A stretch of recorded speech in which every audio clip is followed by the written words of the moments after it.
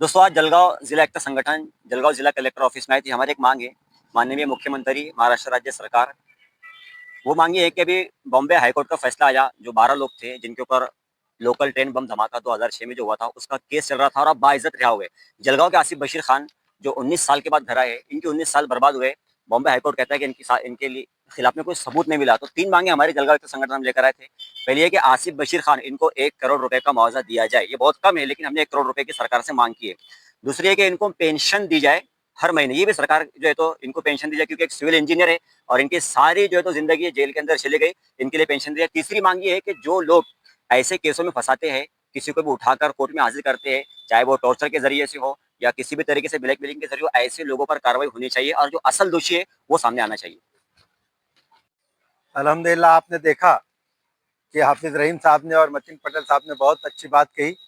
मैं उसको थोड़ा सा आगे लेके आके बताता हूँ कि हमारा विश्वास संविधान पर है और ये संविधान के हिसाब से उच्च न्यायालय ने आदेश दिया है। इसलिए हम सबसे पहले अल्लाह का शुक्र अदा करते हैं कि अल्लाह ने हमें हक और बातिल में यहाँ फर्क बता दिया।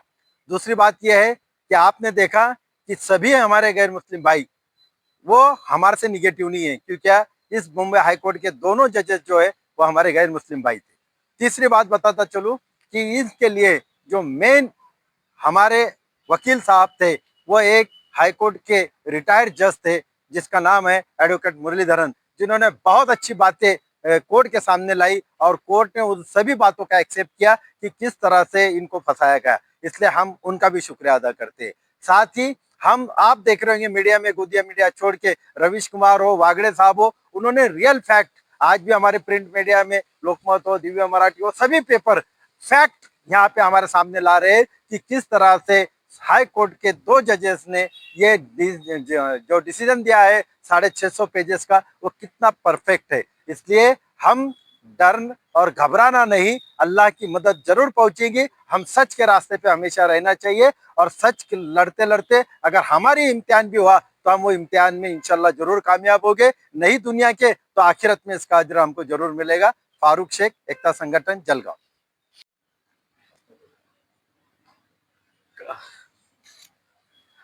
आसिफ खान, जिन्हें मुंबई ट्रेन बम धमाकों में उठाया गया था, 19 साल से वो जेल में कैद थे, जबकि मुंबई हाईकोर्ट ने उन्हें बाइज्जत बरी किया है।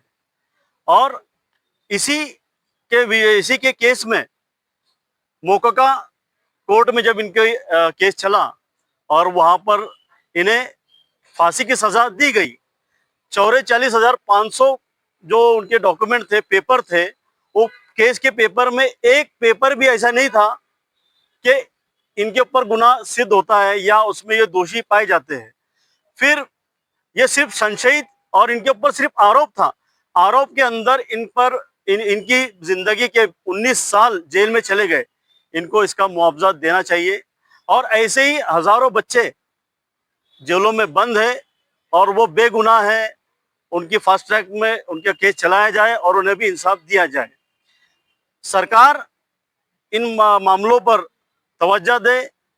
तत्कालीन सरकार ने आसिफ खान से जब बात हुई तो तत्कालीन सरकार का उन पर प्रेशर था, पुलिस प्रशासन पर तत्कालीन सरकार का प्रेशर था। ये प्रेशर क्यों था?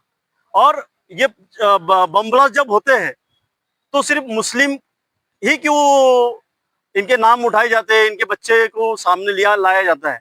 इसके ऊपर भी बात हो और ऐसे बेगुनाह बच्चों को इंसाफ मिलना चाहिए।